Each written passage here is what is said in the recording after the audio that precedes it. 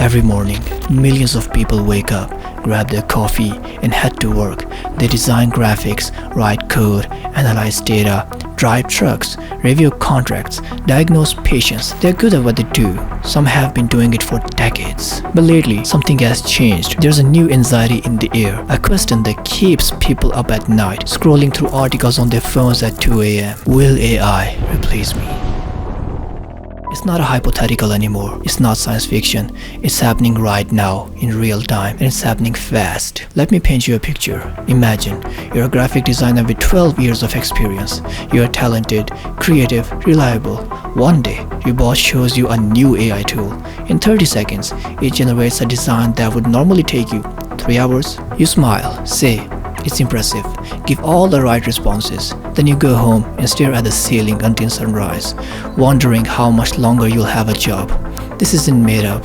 This is happening to real people right now. I think we do need to be raising the alarm. I think we do need to be concerned about it. I think policymakers do need to worry about it. That's Dario Amodei, the CEO of Anthropic, one of the leading AI companies in the world. In May 2025, he warned that AI could eliminate half of entry-level white-collar jobs and spike unemployment to as much as 20% in the next 1 to 5 years. Think about that. Half, not 5%, not 10%. Half of all entry-level white-collar positions could disappear within 5 years. And it's not just one CEO making predictions. Goldman Sachs released a report estimating that AI could affect 300 million jobs globally. The International Monetary Fund says AI will impact 40% of all jobs worldwide and 60% of jobs in advanced economies. Let it sink in. The truck driver worries about autonomous vehicles, the accountant about automated bookkeeping software, the customer service rep about chatbots, the lawyer about AI that can analyze contracts in seconds, the radiologist about diagnostic algorithms that spot tumors faster than human eyes. And here's the thing. They're not wrong to worry. These technologies exist. They're improving exponentially. They're already being deployed. Let's be specific about what we're actually talking about here, because the scope is staggering. In the first half of 2025 alone, 77,999 tech job losses were directly attributed to AI. That's 427 layoffs every single day. These aren't just numbers. These are people with mortgages, families, dreams. According to National University's analysis of 2025 data, 14% of all workers have already been displaced by AI, but the rate is higher among younger and mid-career workers in tech and creative fields. Workers aged 18 to 24 are 129% more likely than those over 65 to worry AI will make their job obsolete. In the legal field, AI can now review documents and find relevant case law faster than any paralegal. JP Morgan created a program called Coin that reviews commercial loan agreements. Work they used to take lawyers 360,000 hours per year. Now it takes seconds. In medicine, AI systems are diagnosing certain cancers more accurately than experienced doctors. Google's DeepMind developed an AI that can detect over 50 eye diseases with 94% accuracy. In creative fields, the ones we thought were safe, the ones that required that special human spark, AI can now write articles, compose music, create art, generate video. There are AI tools that can produce a professional-looking logo in minutes, write marketing copy that converts, edit videos automatically. Even in software development, the field everyone said was the future, the safe harbor, AI is writing code. Microsoft CEO Satya Nadella revealed that 30% of company code is now AI written. At the same time, over 40% of their recent layoffs targeted software engineers. Think about that. The company creating the AI is using it to fire the people who understand it best. I hear this everywhere. The anxiety is real. The fear is rational. Because unlike previous waves of automation, this one feels totalizing. It feels like there's nowhere left to run. And you know what? I get it. When you spend years, maybe decades, building expertise in something, investing in your skills, your identity tied to what you do, and then a machine learns to do it better in a fraction of the time, that's not just an economic threat. That's existential. But here's where we need to pause, take a breath, and look at the full picture.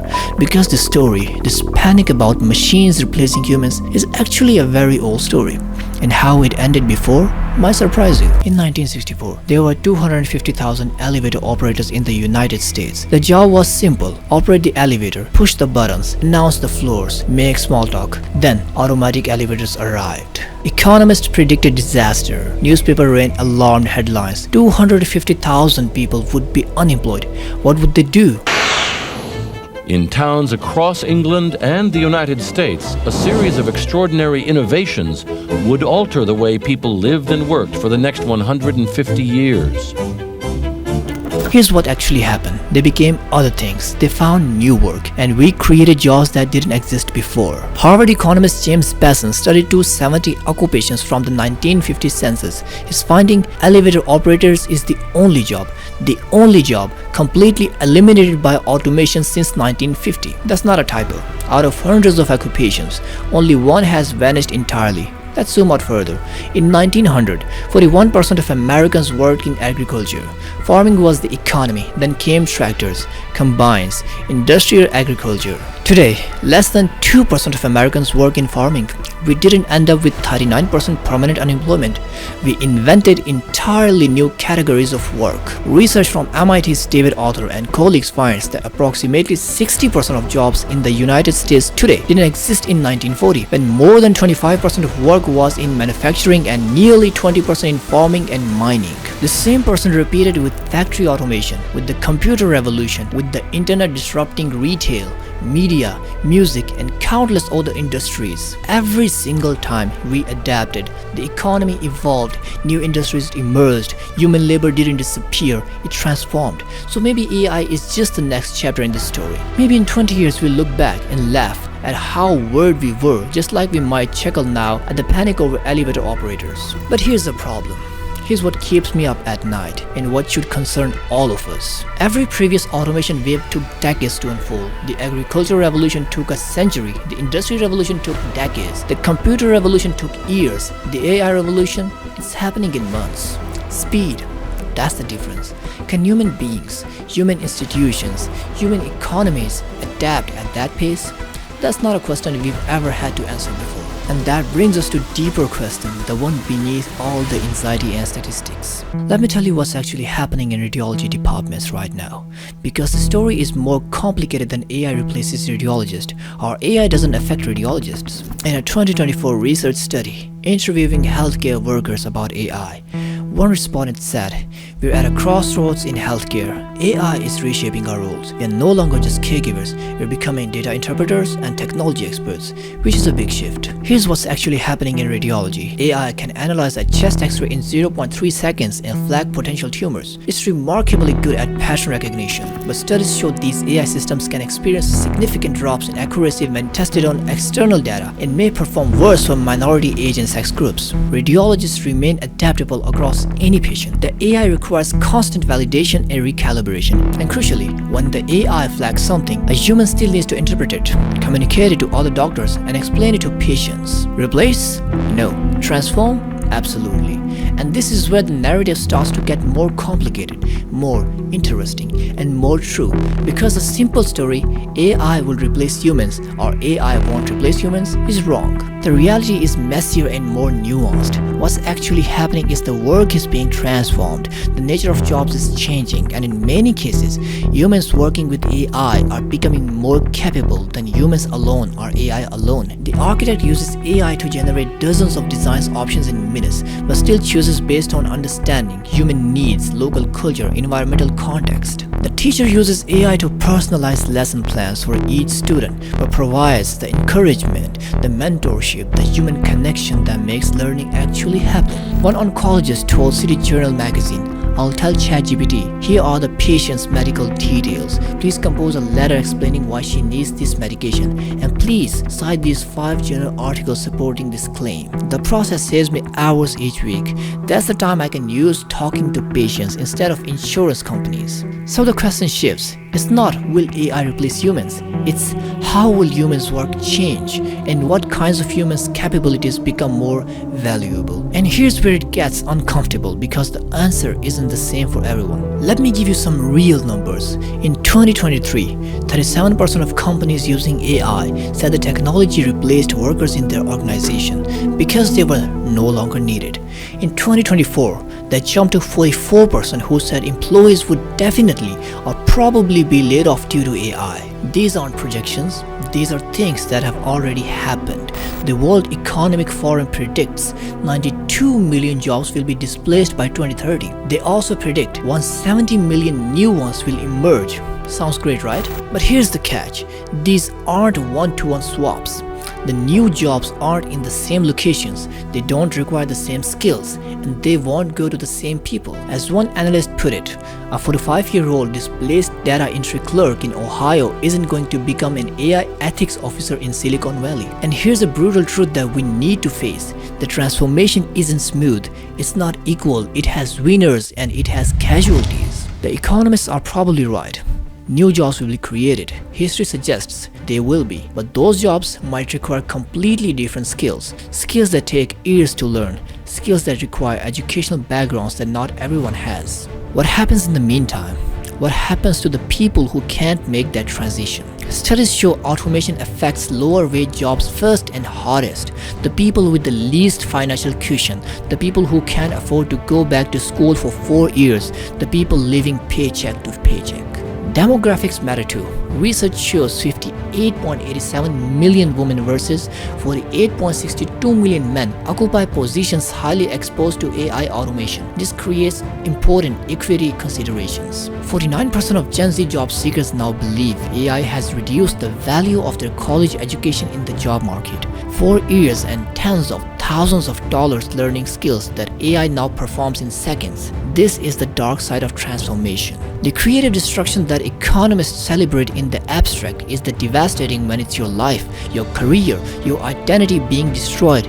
But, and this is important, there's another side to this story too. Because while AI is remarkably good at many things, there are still huge gaps, capabilities that remain stubbornly, uniquely human. Another healthcare worker in that same study said, the traditional roles of doctors and nurses are expanding. We now have to collaborate with AI tools and adapt to new responsibilities in patient care. Medicine isn't just data, it's reading a room, earning someone's trust in 30 seconds, knowing when to break protocol because this specific human right now needs something different than the textbook says. It's the kindergarten teacher who notices a child is being abused at home based on a drawing. The hospice worker who knows when to hold someone's hand in silence. The mediator who reads body language and knows exactly when to push and when to back off in a tense situation. 94% of construction companies report difficulty in sourcing workers. Why? Because skilled trades remain in high demand. AI cannot replace them. Physical work in unpredictable environments, emotional intelligence, creative problem solving when there's no template, no previous example to learn from, ethical judgments in gray areas where there is no right answer, only better and worse situations. These remain human domains, not because we're trying to keep them that way, but because they require the full messy complexity of human intelligence, logical and emotional, rational and intuitive, principled and pragmatic all at once. Nurse practitioners are projected to grow by 52% from 2023 to 2033, much faster than the average for all occupations. The World Economic Forum predicts a 30% increase in professional agriculture roles by 2028, equal to 30 million jobs because AI can't replace in-person manual labor in complex environment. And here's what's interesting, as AI takes over more routine cognitive tasks, these human skills become more valuable, not less. The jobs that remain are the ones that require us to be fully, completely human. But, and this is crucial, we need to make sure people can actually access these jobs, that we train for them, that we value them, that they pay enough to live on. Because the skills AI can't replace are often the skills we've historically undervalued and underpaid: teaching, caregiving, social work, the arts. If those are the jobs of the future, we need to restructure how we think about value and compensation. Otherwise, we're just shifting from one crisis to another. Which brings us to the real question, the one that actually matters. So will AI replace humans? We've been asking the wrong question this entire time. The question assumes the human value is purely economic, that we are worth what we produce, that if a machine can do our job, we become obsolete. But that promise is wrong, dangerously wrong. You know, there's an inherent social contract in democracy where ultimately, you know, the ordinary person has a certain amount of leverage because they're contributing to the economy. If that leverage goes away, then it's hard to make democracy, it's harder to make democracies work, and it's harder to prevent concentration of power. And so, we need to make sure that the ordinary person maintains economic leverage and has a way to make a living, or our society, our social contract won't work. And that's why I think it's important. Because we invented a machine that can do many of the tasks we used to do, that's not a crisis of human value. That's an achievement. The crisis is that we build an economic system where your right to food, shelter, healthcare, dignity depends entirely on your ability to sell your labor. And now we're facing a world where labor might not be scarce anymore. So the real question isn't, will AI replace humans? The real question is, what does it mean to be human when machines can do what we used to do? An even bigger question, can we build an economy that values humans for being human, not just for what they produce? I really worry, particularly at the entry level, that the AI models are very much at the center of what an entry-level human worker would do. That transition from AI helping us to AI replacing us is happening right now, and we get to decide what we do about it. The future is not predetermined. It's a choice, a series of choices actually, that we are making right now. Whether we realize it or not, we can have an AI revolution that concentrates wealth at the top, that leaves millions behind, that treats displaced workers as collateral damage in the march of progress. Or we can have an AI revolution that distributes the benefits broadly, that helps people transition, that uses the productivity gains to give everyone more freedom, more time, more opportunity to do meaningful work.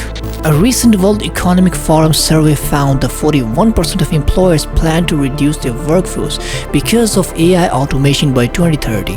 But while 85 million jobs may be lost due to AI, 97 million new ones are projected to be created by 2025, especially in AI development, cybersecurity, and analytics. Some people are proposing universal basic income, the idea that if AI is creating wealth, everyone should benefit, whether they are employed or not. Others emphasize massive retraining programs, helping people develop new skills for emerging fields. I wouldn't exclude the notion of, levying a tax on AI companies, right? If AI creates huge total wealth, a lot of that will by default go to the AI companies and less to ordinary people. And so, definitely not in my economic interest to say that. Amodai. When asked about taxing AI companies, Amodai said, "It's definitely not in my economic interest to say that, but I think this is something we should consider." Some are talking about reducing work hours, a 4-day work week, or even less,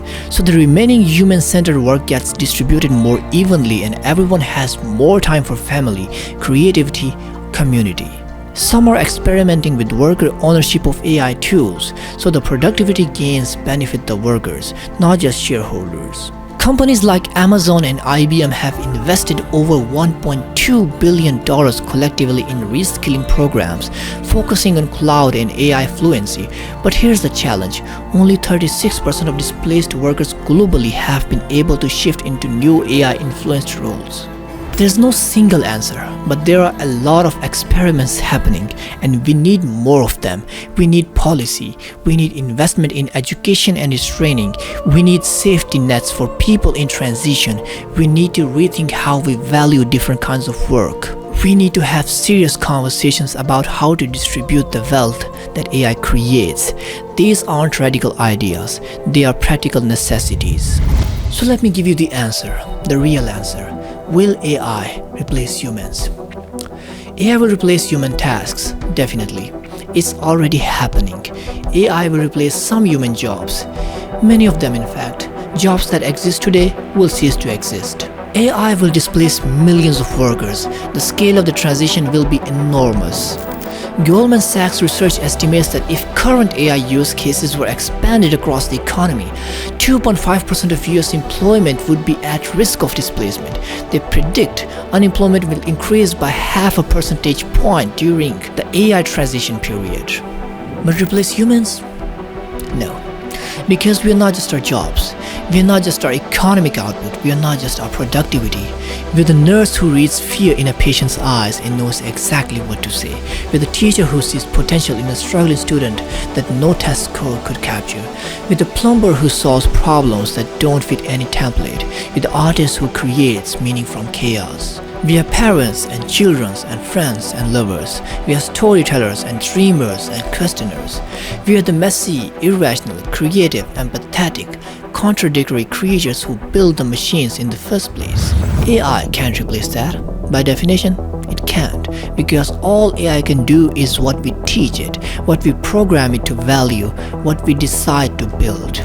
But here's what AI can do that it is doing. It is forcing us to confront what we actually value. It's revealing the absurdity of an economic system where your worth is measured only by your labor. It's creating an opportunity, maybe even a necessity to build something better. The question was never, will AI replace humans? The question is, what kind of humans will we choose to be when we are finally free from the assumption that our value lies only in what we can produce? Will we choose a future where AI benefits everyone or just a few? Where displaced workers are supported or abandoned? Where human creativity and connection are valued or dismissed? Will we choose to see this moment as a crisis or as an opportunity?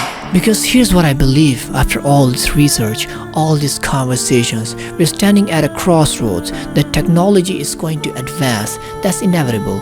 But what we do with it, how we structure our economy, how we support each other through the transition, what we choose to value, that's up to us. We've been through transformations before. We survived them, adapted, evolved. We can do it again, but only if we choose to. Only if you remember that the point of all this technology, all this progress was never to replace humans.